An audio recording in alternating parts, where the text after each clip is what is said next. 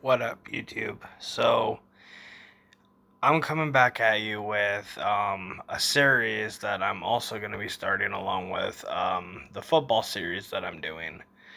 Now, I just got done with a fantasy hockey draft. This is my team, and this is an introduction to my players so far. Um, so, right now, I got one penny move, actually. I am basically trying to swap Montreal Canadiens. I want to drop Josh Anderson and add Tyler Foley. But now let's get into the actual team. So I went actually representing my favorite hockey team, the Toronto Maple Leafs. I was really biased with drafting a lot of Toronto Maple Leafs this year.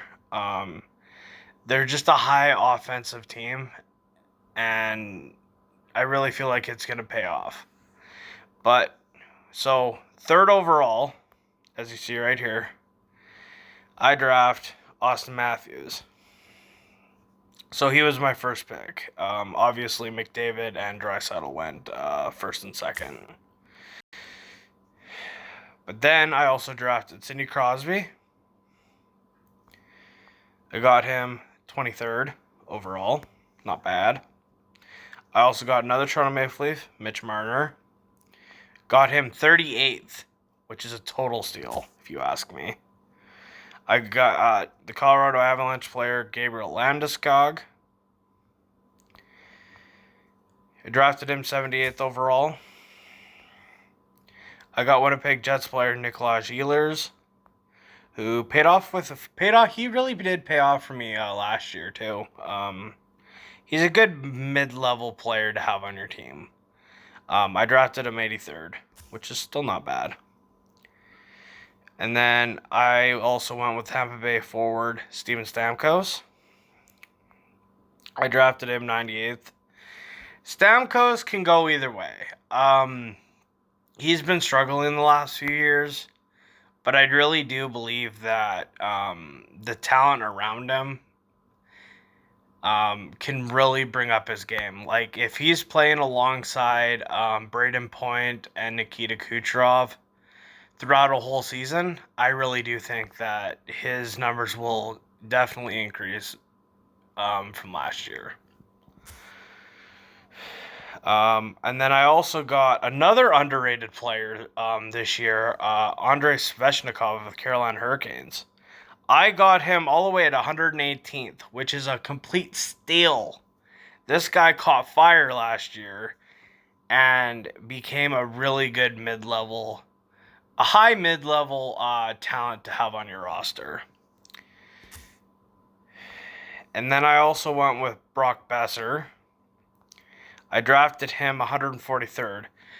Now, once again, he's another really good mid-level player. He with good upside.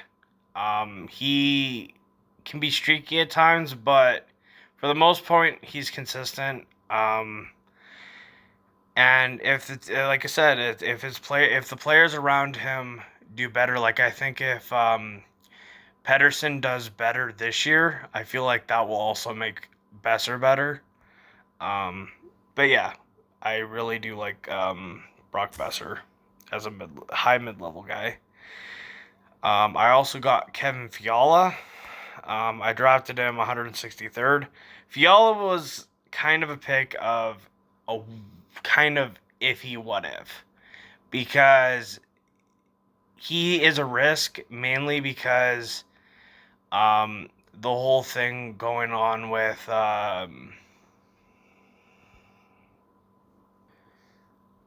Kirill Kaprizov,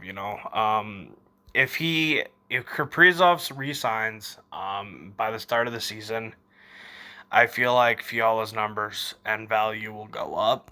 But right now, without him, he's kind of a low mid-level guy. Going into defense, I got Jacob Trouba. I drafted him 58th.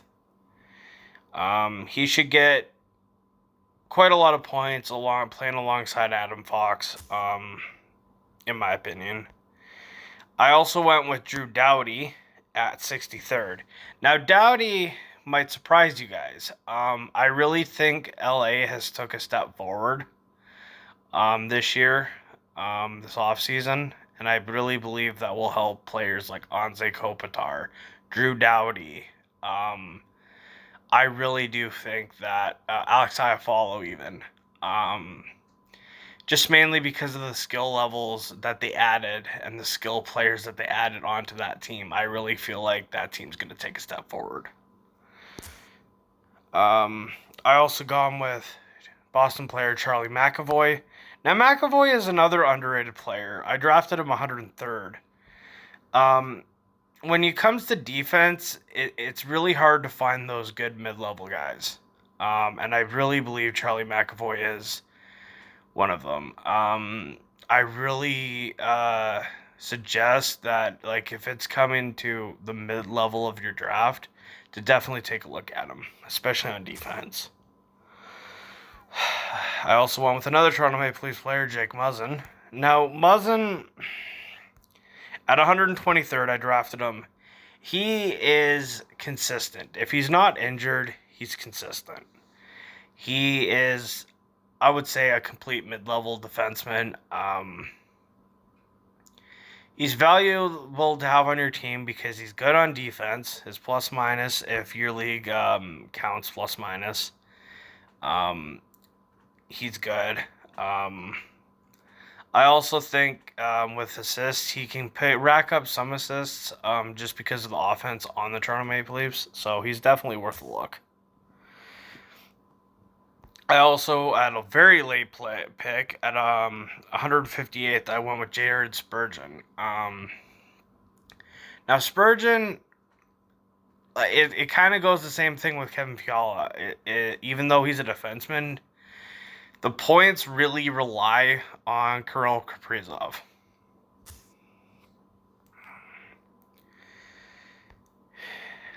Now, I also went with Nashville player Filip Forsberg. Now, Forsberg, I drafted all the way at 178th. That is a steal.